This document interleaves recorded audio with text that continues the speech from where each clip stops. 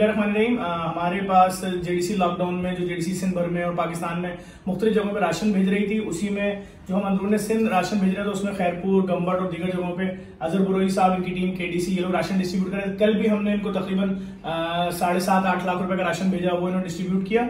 उनकी जानिब से अभी ये सौगात दी गई है, क्या है अजहर भाई, किस सिलसिले में लोगों को बताएं। बिस्मिल्लाहिर्रहमानिर्रहीम।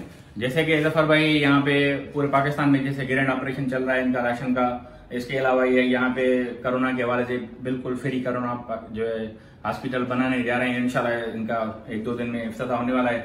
इसलिए और कल जो जफर भाई ने हमें खैरपुर के लिए 350 राशन बैग भेजे थे, जो खैरपुर के मुख्तलिफ इलाकों में खैरपुर, गंबट, ठरीमिरवा और सोबोदेरों की तरफ ये तकसीम किए गए। और इंशाल्लाह मजीद भी हम उम्मीद करते हैं कि ऐसे ही जफर भाई हमारे साथ ताउन करते रहेंगे, इसलिए हम जफर भाई को खराज तहसीन पेश करने के लिए ये जो है सिंध की ثقافत दस्तार बंदी अभी करने आए और हम जफर भाई के बेहद ममनून मशहूर हैं। अच्छा, देखने वालों को ये बताएं इस कपड़े का क्या नाम है और ये किस तरह तैयार होता है, क्या है सिलसिला? ये जो है स्पेशली कपड़ा जो है ये इसको बोसकी कहते हैं और सिंधी में इसको पटका कहते हैं ना।